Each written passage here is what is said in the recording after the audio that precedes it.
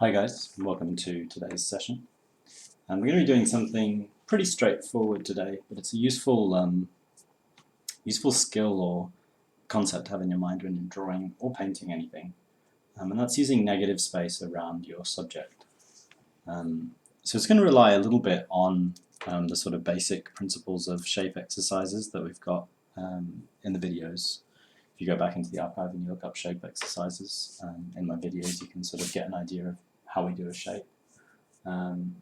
Just really focusing that in a little bit. But this time we're going to be working with a sort of a complex set of shapes that surround an object. So it's called negative shape exercise, this sort of principle. So we're going to start with just a rectangle which roughly matches the sort of frame that we're working with these horses. So we've got the reference up on screen. You can download it yourself if you want to have a go at this, or you can just watch and apply the same idea next time you're working with your own piece. So often when we draw something, we would want to go in and start drawing the horses themselves.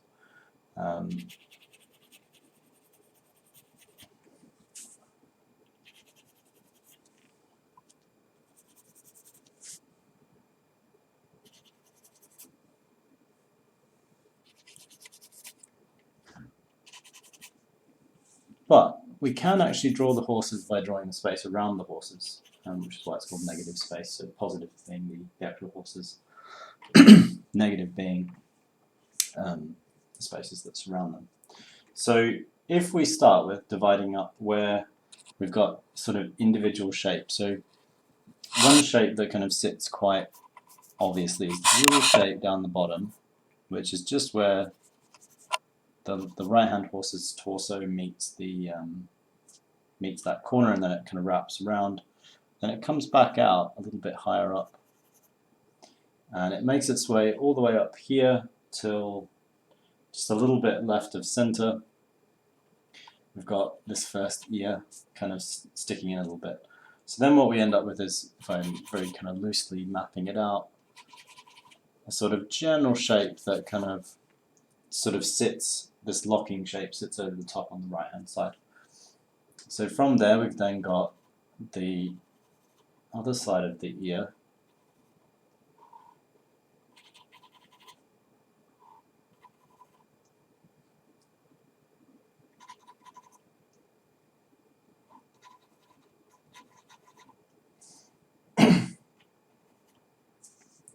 And then we've got the horse in the background. And what I'm thinking about, I'm just thinking about this shape. So I'm not looking at the horses, I'm just looking at the dark shape that surrounds the horses. That's what's really crucial to how this goes about. So this becomes a kind of long rectangular shape, curves down, and we've got at a certain point across here the shape sits there at the bottom and then sort of curves up. And I'm not going to do anything in the middle of the horses, so where the horses are sort of meeting. I'm going to zoom in a little bit here. See if there's a slightly better look.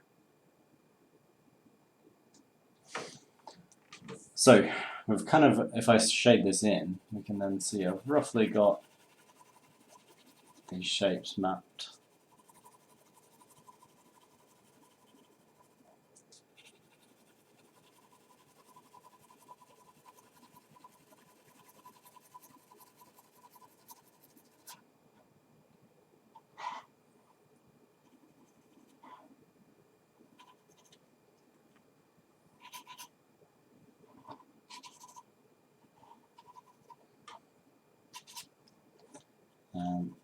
The shading them in just helps make them into an actual shape.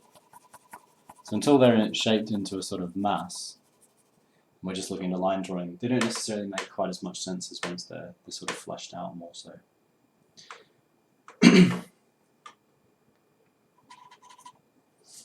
So now that we've roughly got these shapes placed in, what I'm going to do next is I'm going to start to actually sort of properly articulate them, just like we would any shape. So we've got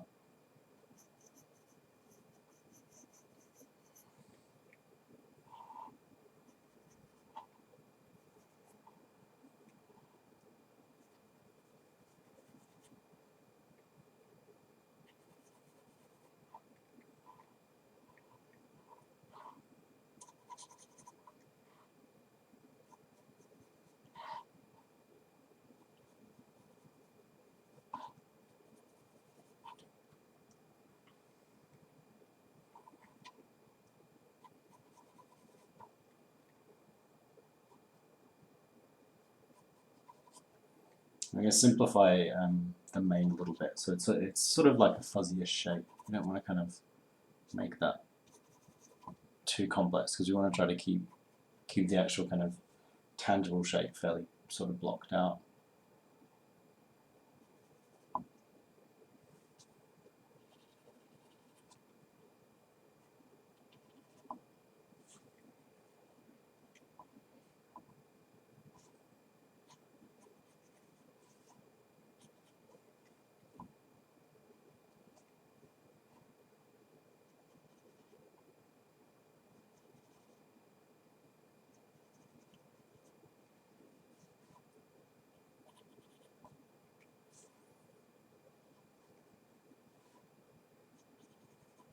So I'm still just focusing on what is this dark shape, just the dark shape, I'm not thinking about anything else.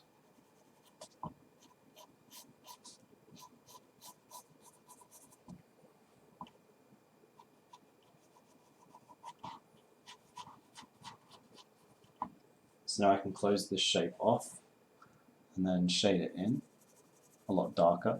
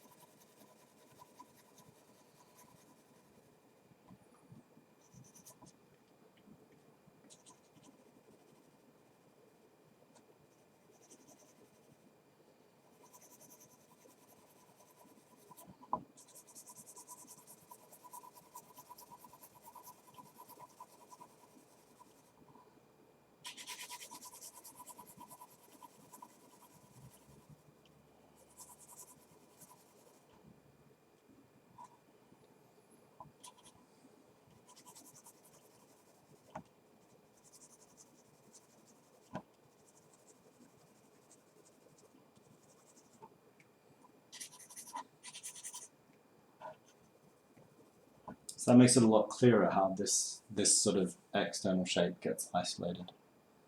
This negative shape.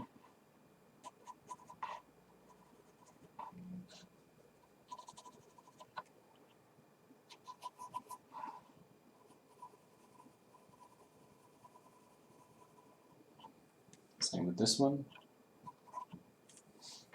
So that means we've got our right-hand shapes done. We can move now to the left-hand side. I'm just doing the same thing. So I'm just thinking, initially this part of this shape.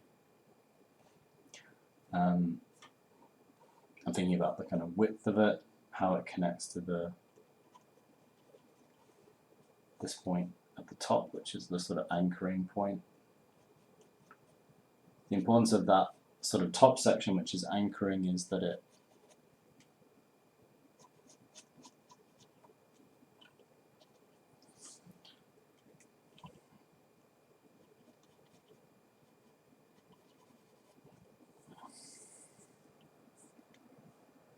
connects this left-hand shape to the right-hand shape, so that's the usefulness of it.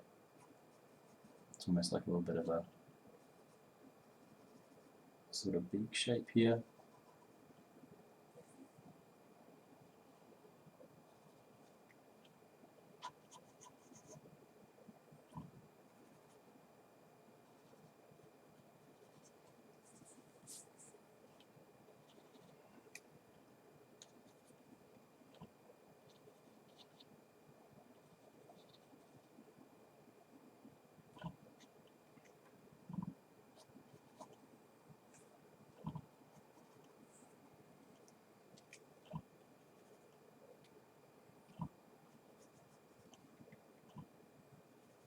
And the entire time I'm trying not to think about the actual horses, I'm just thinking about these shapes around the horses. The whole thing is just thinking about the shapes around the subject. Where this becomes useful, I'm going to sort of start talking about how you can apply this now that I'm kind of getting to the end of the process. You don't need to do an entire drawing this way. It's good to do these exercises where you do part of a drawing this way. You don't need to do the entire thing, but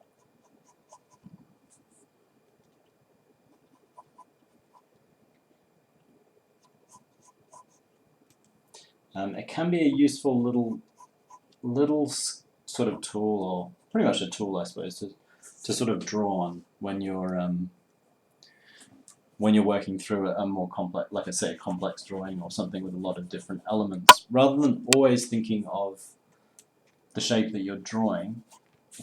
It can be really useful to do this. You focus on what you're not drawing, pretty much. Just because it gives you a kind of totally different look at essentially the same subject. So the subject's not changing,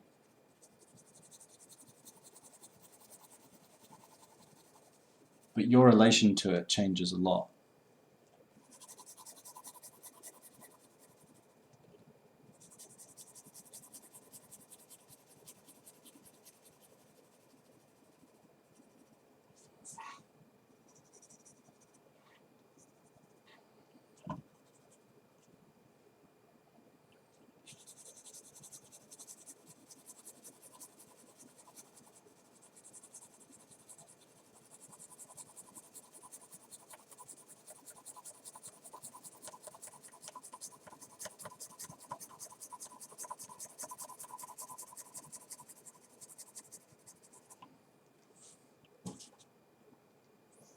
So you can just neaten up the edge of this shape.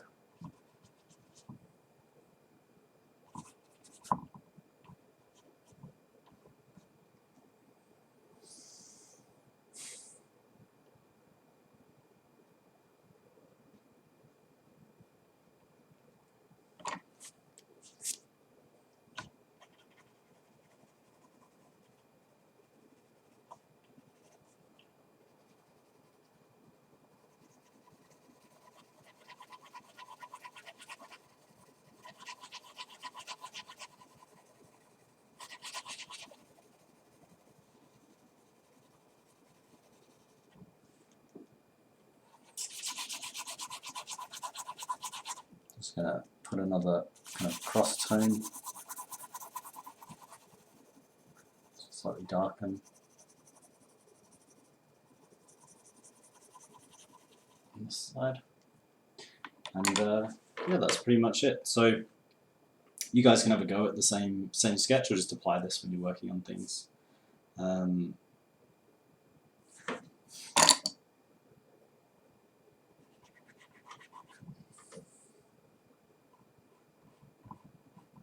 So you can just sort of be aware of the principle and try to apply it in your next drawing, or you can specifically work through something like this drawing, which I've got the link in the description to the image itself. So yeah, that's it. I hope you guys enjoyed this little kind of little helpful session, and it's going to be the last one for this academic year. So I'll be back in the autumn with a new set of videos. Yeah, that's it for now. I hope you guys have a good summer, and I'll see you again pretty soon.